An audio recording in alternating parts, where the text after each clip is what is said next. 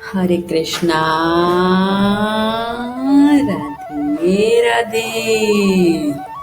आप सभी का स्वागत है मेरे YouTube चैनल किस्से किरदारों के में। और आज की वीडियो में हम आमलकी एकादशी व्रत कथा को श्रवण करेंगे। तो आइए कथा शुरू करते हैं। 88,000 ऋषियों को संबोधित करते हुए सूत जी ने कहा, हे विप्रों, प्राचीन काल की बात है। महान राजा मानधाता ने वशिष्ठ जी से पूछा, वशिष्ठ जी, यदि आप मुझ पर प्रसन्न हैं तो ऐसे व्रत का विधान बताने की कृपा करें जिससे मेरा कल्याण हो। महर्षि वशिष्ठ जी ने कहा, हे राजन, सब व्रतों से उत्तम और अंत में मोक्ष देने वाला आमलकी एकादशी का व्रत है। राजा मानधाता ने कहा, हे ऋषि श्रेष्ठ, इस आमलकी एकादशी के व्रत की उत्पत्ति कैसे हुई? इस व्रत के करने का क्या विधान है? हे वेदों के ज्ञाता, कृपा कर यह सब वृत्तांत मुझे विस्तार पूर्वक बताएं। महर्षि वशिष्ठ ने कहा, हे राजन, मैं तुम्हारे समक्ष विस्तार से इस व्रत का वृत्तांत कहता हूँ। यह व्रत फाल्गुन मास के शुक्ल पक्ष में होता है। इस व्रत के फल से सभी पाप समूल नष्ट हो जाते हैं। इस व्रत का पुण्य 1000 गौदान के फल के बराबर है। आमले की महत्ता उसके गुणों के अतिरिक्त इस बात में भी है कि इसकी उत्पत्ति भगवान विष्णु के श्रीमुख से हुई है। अब मैं आपको एक पौराणिक कथा सुनाता हूँ, ध्यान पूर्वक श्रवण करो। प्राचीन समय में वैदिक नामक एक नगर था। उस नगर में ब्राह्मण, वैश्य, क्षत्रिय, शूद्र चारों वर्ण के लोग प्रसन्नता पूर्वक रहते थे। नगर में सदैव वेद ध्वनि गूंजा करती थी। उस नगरी में कोई भी पापी, दुराचारी, नास्तिक आदि ना था। उस नगर में चैत्र रथ नामक चंद्रवंशी राजा राज्य करता था। वह उच्च कोटि का विद्वान तथा धार्मिक प्रवृत्ति का व्यक्ति था। उसके राज्य में कोई भी गरीब नहीं था और ना ही कंजूस। उस राज्य के सभी लोग विष्णु भक्त थे। वहां के छोटे बड़े सभी निवासी प्रत्येक एकादशी का उपवास करते थे। एक बार फाल्गुन माह के शुक्ल पक्ष की आमलकी नामक एकादशी आई। उस दिन राजा और प्रत्येक प्रजाजन, वृद्ध से बालक तक ने आनंद पूर्वक उस एकादशी को उपवास किया। राजा अपनी प्रजा के साथ मंदिर में आकर कलश स्थापित करके तथा धूप, दीप, नैवेद्य, पंचरत्न, छत्र आदि से धात्री का पूजन करने लगा। वे सब धात्री की इस प्रकार स्तुति करने लगे, हे धात्री, आप ब्रह्म स्वरूपा हैं। आप ब्रह्मा जी द्वारा उत्पन्न हो और सभी पापों को नष्ट करने वाली हैं। आपको नमस्कार है। आप मेरा अर्घ्य स्वीकार करो। आप श्री रामचंद्र जी के द्वारा सम्मानित हैं। मैं आपसे प्रार्थना करता हूँ, मेरे सभी पापों का हरण करो। उस मंदिर में रात को सभी ने जागरण किया।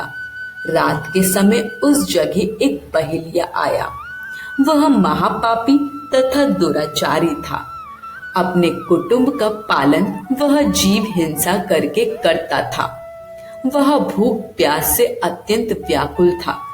कुछ भोजन पाने की इच्छा से वह मंदिर के एक कोने में बैठ गया।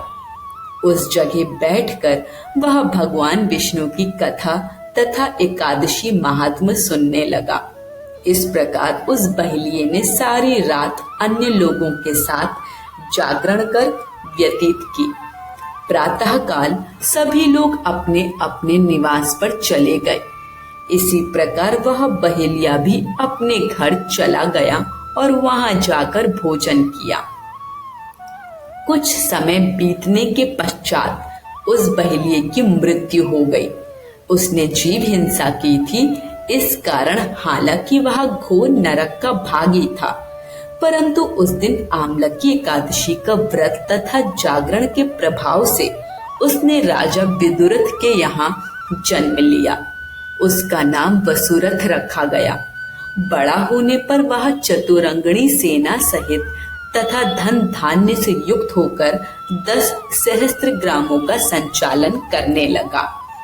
वह तेज में सूर्य के समान, कांति में चंद्रमा के समान, वीरता में भगवान विष्णु के समान तथा क्षमा में पृथ्वी के समान था।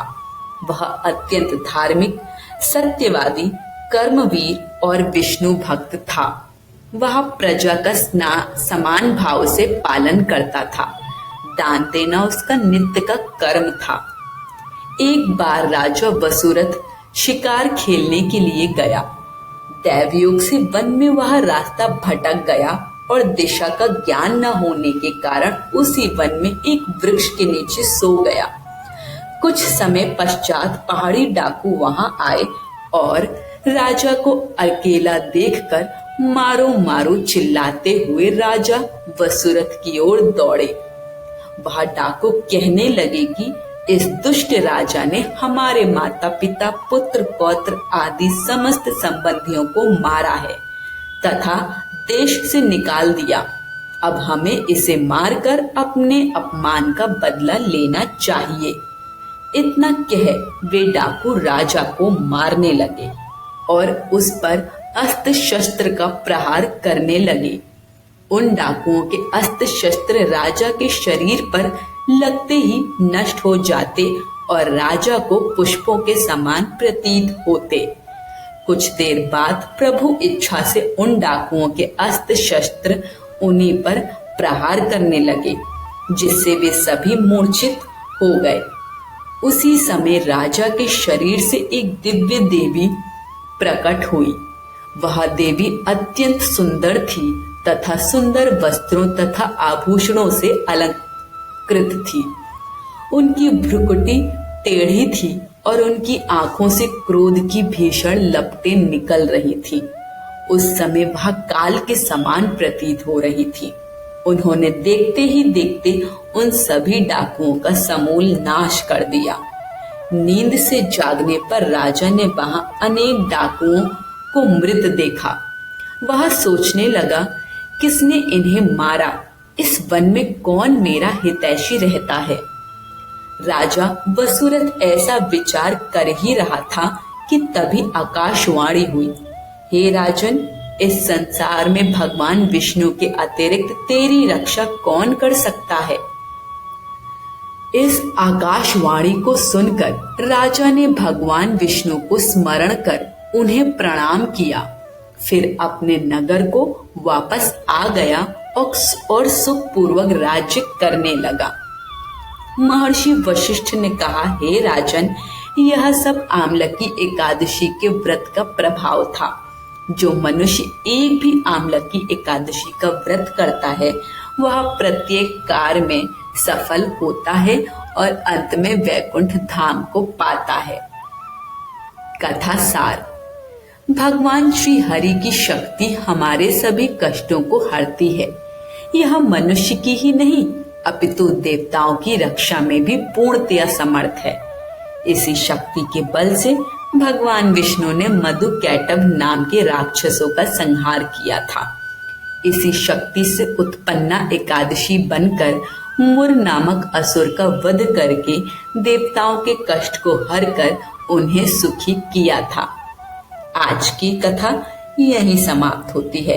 वीडियो पसंद आई हो तो कमेंट बॉक्स में हमें अपना फीडबैक जरूर दीजिएगा। वीडियो को ज्यादा से ज्यादा लाइक करें और शेयर करें। हमारे चैनल को सब्सक्राइब करना ना भूलें। सभी को हरे कृष्ण, राधे राधे।